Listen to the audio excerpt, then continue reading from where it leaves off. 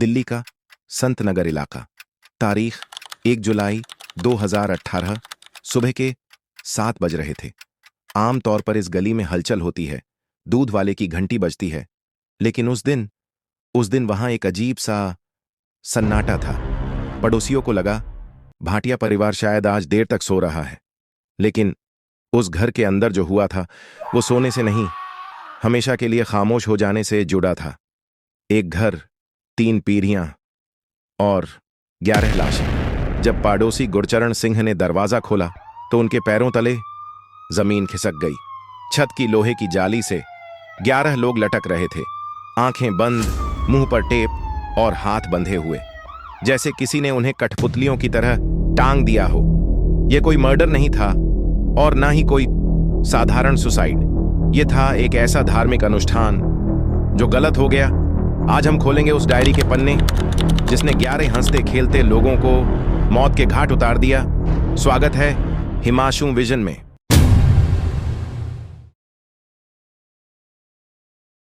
इस खौफनाक मंजर को समझने के लिए हमें थोड़ा पीछे जाना होगा। भाटिया परिवार दिल्ली के सबसे सीधे साधे और इज्जतदार परिवारों में से एक था।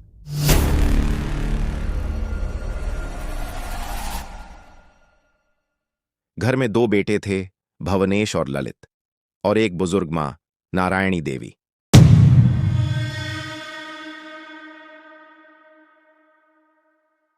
पड़ोसी बताते हैं कि ये लोग कभी किसी से झगड़ा नहीं करते थे। घर में रोज सुबह शाम पूजा होती थी। बच्चे पढ़े लिखे थे। प्रियंका की तो सगाई भी हो चुकी थी। सब कुछ एकदम परफेक्ट था। लेकिन इस हंसते खेलते परिवार की डोर घर के छोटे बेटे ललित के हाथ में थी। साल 2004 ललित की जिंदगी का वो साल जिसने सब बदल दिया। ललित पर जानलेवा हमला हुआ था। उसे इतना मारा गया कि उसकी आवाज हमेशा के लिए चली गई। कई सालों तक ललित खामोश रहा। वो इशारों में बातें करता था। डिप्रेशन और डर ने उसे घेर लिया था। लेकिन फिर 2007 में घर के मुखिया यानी ललित के पिता भोपाल सिंह की मौत हो गई। पिता की मौत ने ललित को निराश कर रख दिया। वो घंटों पिता की फोटो के सामने बैठा रहता। और फिर एक दिन एक चमत्कार हुआ। जिस ललित की आवाज डॉक्टर्स के हिसाब से जा चुकी थी, वो अचानक बोलने लगा। उसने परिवार को बताया कि उसके मरे हुए पिता सपने में उसके पास आते हैं और उसे रास्ता दिखाते हैं। यहीं से शुरुआत हुई उस डायरी की और उस अंधविश्वास की।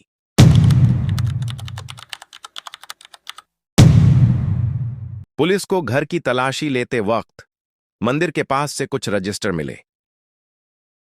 1 नहीं, 2 नहीं, बल्कि पूरे 11 रजिस्टर। शुरुआत में पुलिस को लगा कि यह घर का हिसाब किताब होगा, लेकिन जब इन डायरियों को खोला गया तो पुलिस वालों के होश। इन पन्नों पर पिछले 11 सालों की कहानी लिखी थी।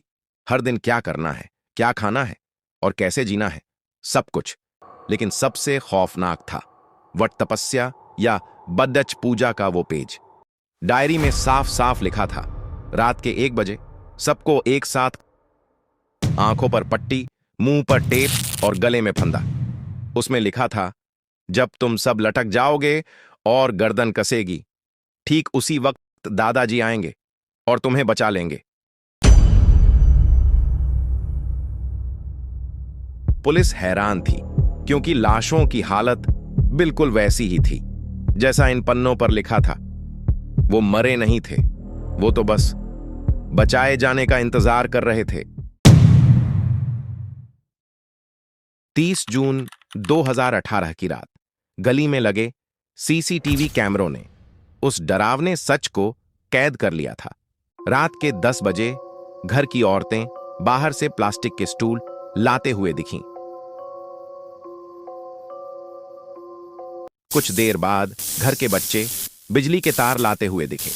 10:40 पर एक डिलीवरी बॉय 20 रोटियां लेकर आया। यह उनका आखिरी खाना था।